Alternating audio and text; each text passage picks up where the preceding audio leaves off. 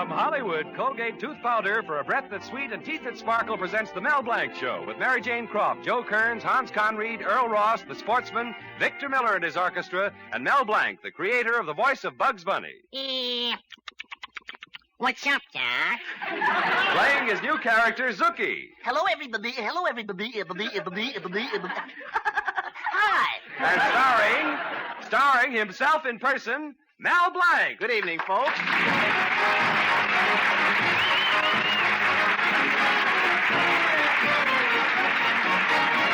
It's all fine and dandy, sugar candy when I've got you. Then I only see the sunny side. Even trouble has its funny side. When you're gone, sugar candy, I get lonesome, I get so blue.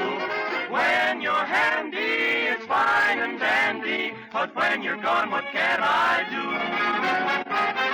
I get lonesome, kind of blue. When you're gone, what can I do?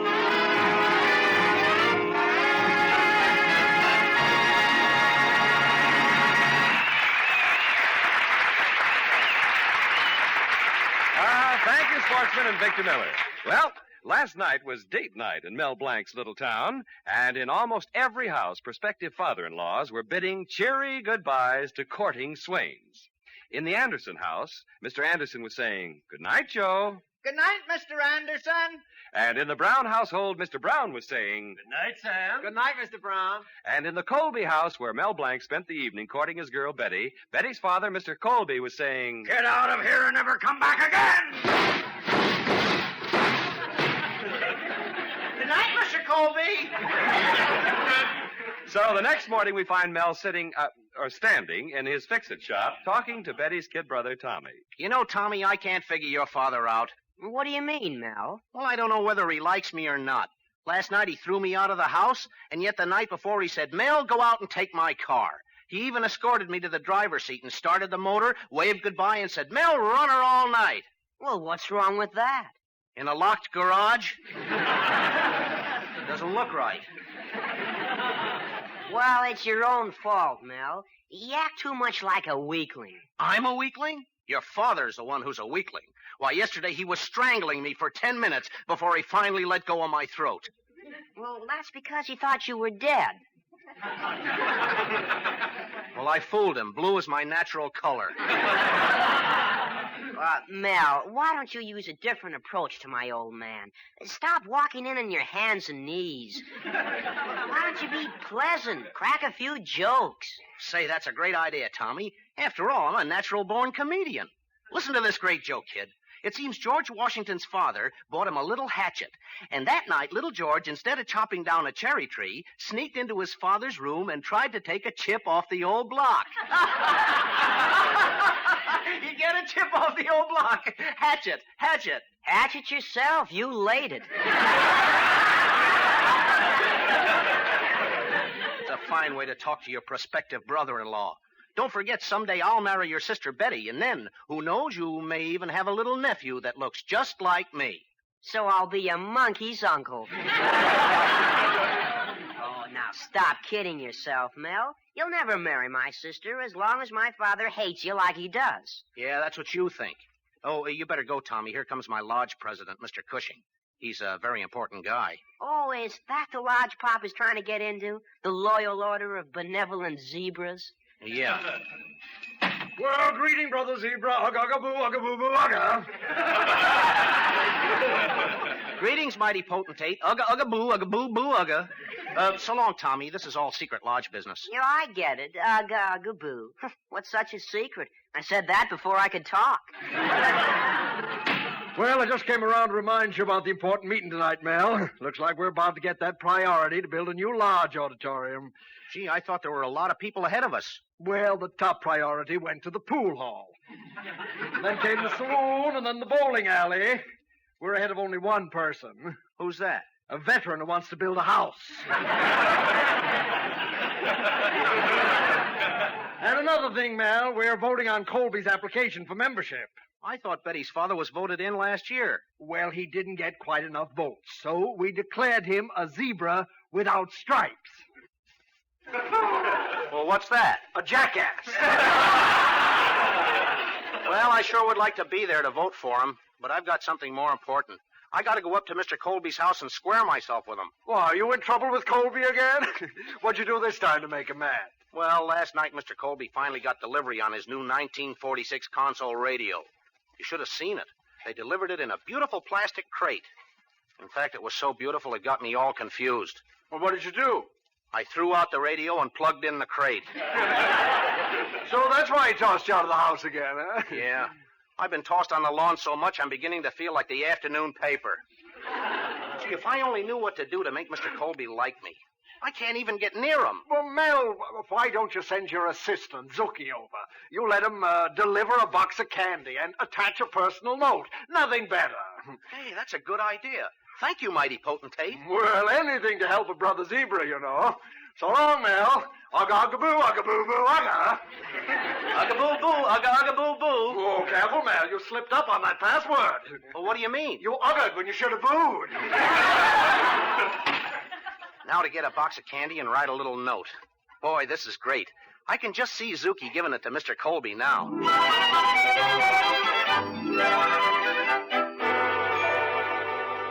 Oh, hello, Zookie. What brings you here? Oh, hello, Mr. Colby. Mel sent me over with this box of candy. Oh, huh. That nincompoop Mel is trying to get in good with me. 2 pounds of assorted fruits and nuts. And a note from him, too. Yeah, it's a poem. I'll read it to you. Roses are red. Violets are blue. That's why I send these fruits and nuts to you. Oh, Betty. Look what Mel sent over. Oh, gee. Oh, that's nice. Oh, hello, Zookie.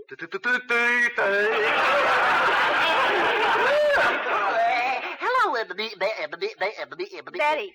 Thanks. Zookie, Mel must have spent a lot of money on this candy. Well, he took it out of the bank. You see, he traded in his accordion. He collected some money. He cut my salary. Well, the candy's nice, but I don't know whether I ought to forgive Mel for what he did to my new radio. I got a repairman coming in to fix the radio, and it's costing me $50.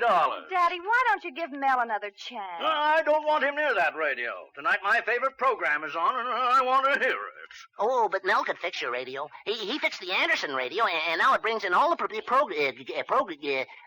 can get Africa, you can get China, you can get Russia. It's dead as a doornail. However, I can't overlook the fact that Mel did make a peace offering. So, Zookie, you may tell Mel he can come over here tonight to see Betty. But he's got to keep his hands off the radio. Oh, I'll promise for Mel, Father. Zookie, now you run back to the fix-it shop and tell Mel. Oh, okay. Oh, this is swell. When I tell Mel, why, he'll be so happy he'll take me in his arms and he'll hug, he'll kiss. Hey, Betty, you better go.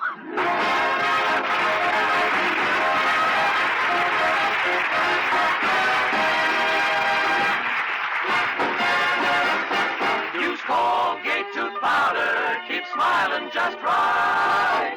Use it each morning and use it each night.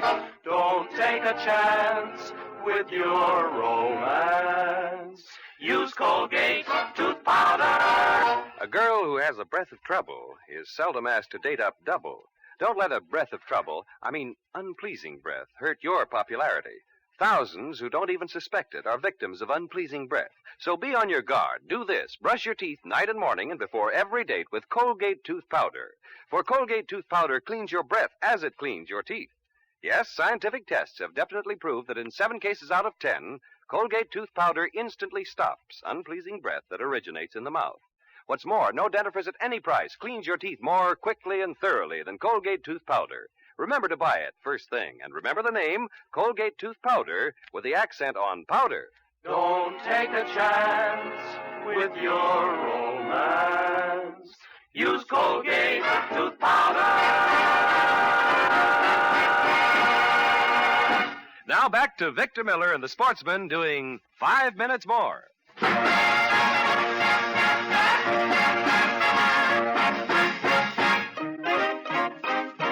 Give me 5 minutes more, only 5 minutes more.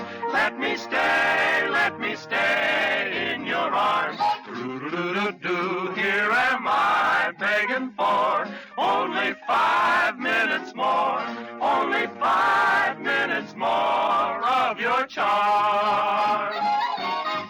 All week long I dreamed about our Saturday dates. Don't you know that Sunday morning you can sleep late? Give me 5 minutes more, only 5 minutes more. Let me stay forever in your arms.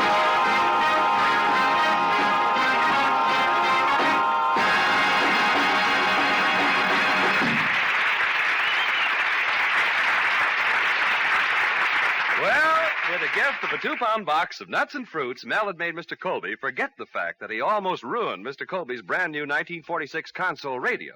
So what was a scene of terror last night has turned into a meeting of jolly fellowship tonight as we once again find Mel in the Colby home. Try this one, Mr. Colby. It's a liquid cherry. Oh, no, Mel. I know a caramel when I see one. It's a liquid cherry, Mr. Colby. Don't tell me. I know it's a caramel. Here, I'll squeeze it.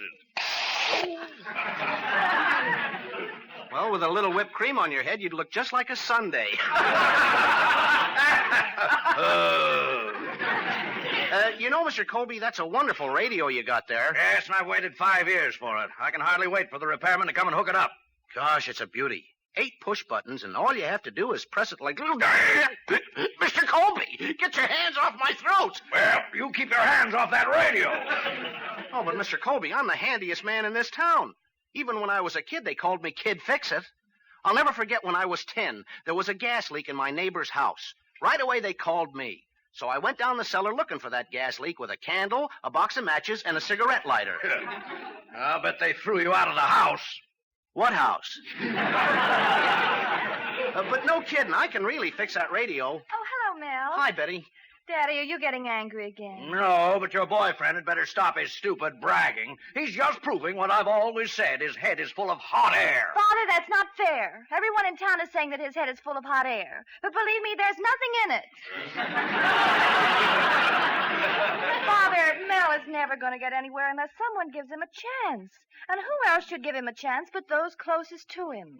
That's right, Mr. Colby, and after all, I'm going to marry your daughter. You're going to marry my daughter. You ever thought about me? Yes, but Betty's much prettier. Oh. But Betty, Mel can't support you. You need the necessities of life. How will you get them? We'll charge them. All right, you'll charge them. 1 month, 2 months, 3 months. And then what do you do? We'll move to another neighborhood and start all over again. Doesn't everybody? Why?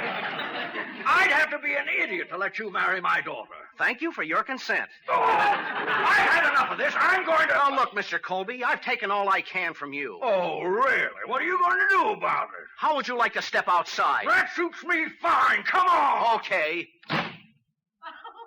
Well, Betty, now that we're alone, I think that I ought to... Mel Blanc. What'd you say, Mr. Colby? Father, control yourself.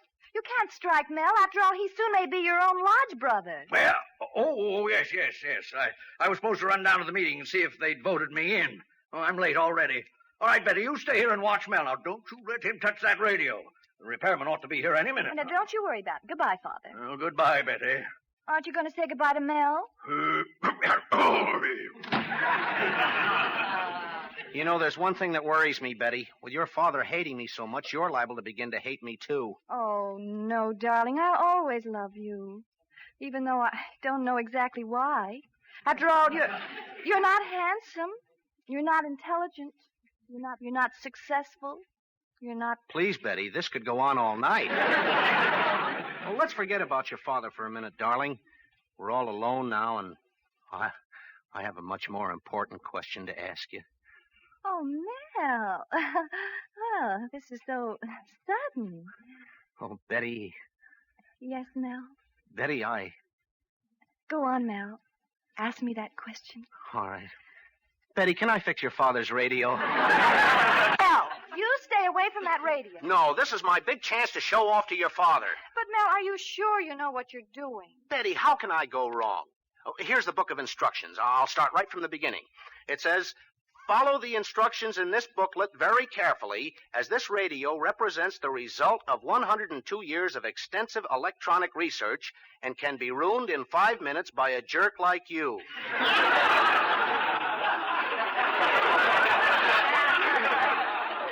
Betty, your father wrote in this book. Who needs this book anyway? Betty, bring me a hammer and a corkscrew. Oh, just a minute. Oh, Mel, it's the repairman. Oh, we don't need him. Send him away. But, The radio's all fixed. I'm sorry you had to come.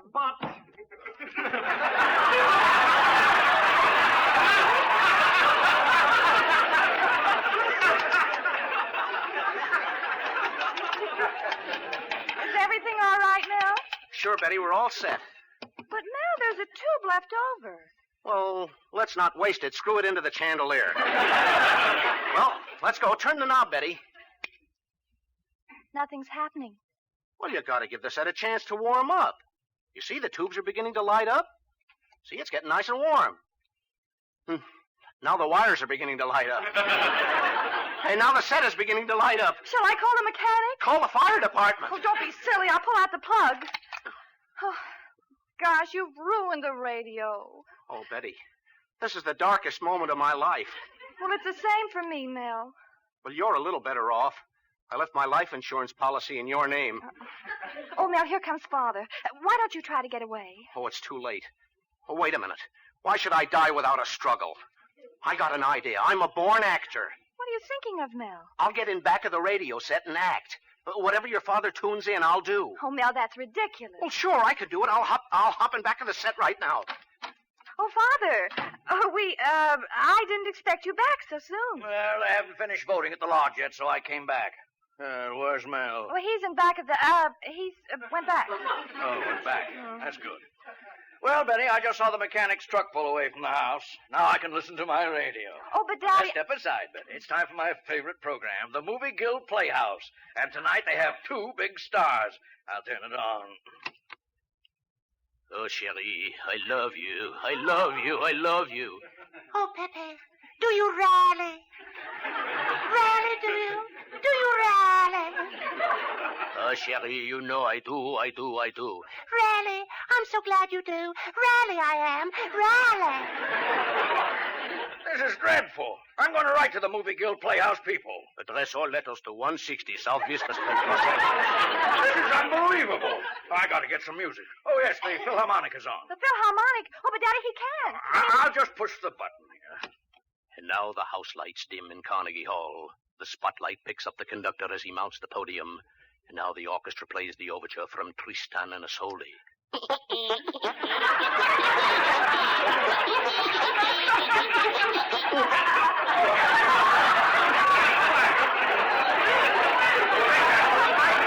Good heavens. I've never heard the Philharmonic play like that. And now the Philharmonic continues with Beethoven's 5th Symphony. Oh, well, maybe this will be a little better. This is impossible. I'll switch back to the Movie Guild. Pepe, I do love you. Really, I do. Really. And I do too. Do too. Do too. Oh, it's getting worse all the time. I'll turn back to the Philharmonic. Oh, no! Oh, there's something wrong with this radio. Oh, maybe I'll have better luck on the shortwave. Ashlovich Matuka Daronik Giboya Jifinia leading by 50,000 votes. Ovnyak Bianite Lubia 16 UCLA Nyati. Anya Bruka Ichi Adoma Panya Lukia Eastern Columbia Broadway at night. I've never heard anything like this in my life. Something is wrong with this radio. Father, I'll just feel around in the back of the set. Now let me, Betty, Yes, Father. one of these tubes has hair on it. Wait just a minute. I look behind the set. Mel Blanc, what have you got to say for yourself? Mel Blanc, I'm going to take you and break every bone. It's Mr. Cushing. Oh, come in, sit down. I'll be through in just a minute. Well, greetings, Mel. Ugh. Mr. Colby, why are you standing on Mel's head? I'm not standing on his head. I'm jumping up and down. Well, you'd better stop, because the lodge is deadlocked. 12 for you and 12 against you. And Mel has the deciding vote. He has? He has? Well, Mel, my son, come on, get up off the floor. Are you, going to vote for me? Well, get your foot out of my mouth first, Mr. Colby. Pardon me. Mel, my boy, tell me, am I in the lodge? Mr. Cushing, let me whisper my decision in your ear. Well, am I in? Mr. Colby, allow me to be the first to say, ugga, ugga, boo, ugga, boo, boo, ugga. Mel, my boy! Ugga, ugga, boo, ugga, boo, boo, ugga.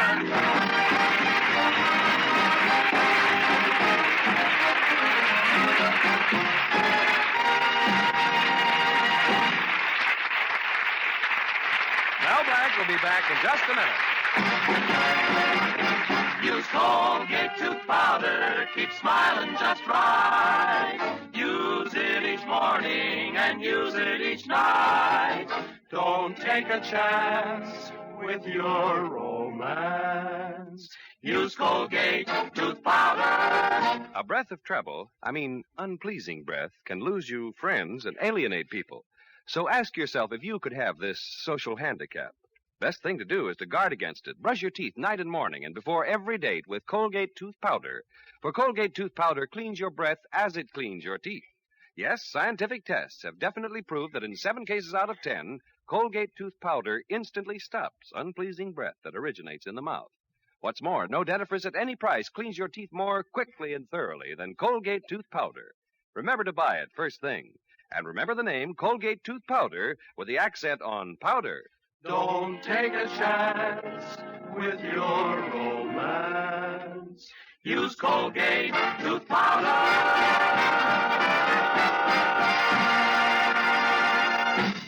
And this is Mel Blanc saying thanks for listening. Good night, and that's all, folks.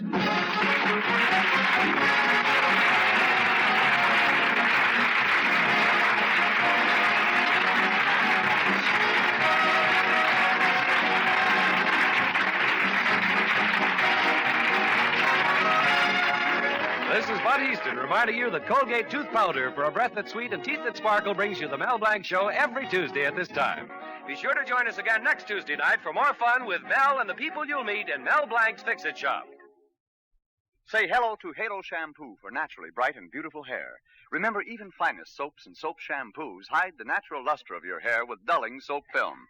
But Halo Shampoo contains no soap, therefore leaves no dulling soap film. Even in hardest water, Halo makes oceans of rich, fragrant lather, quickly banishes loose dandruff and dirt. Halo needs no lemon or vinegar rinse. Say hello to Halo and goodbye to dulling soap film. Get Halo Shampoo at any cosmetic counter. Remember,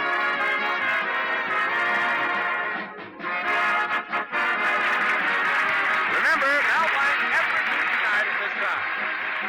This is CBS, the Columbia Broadcasting System.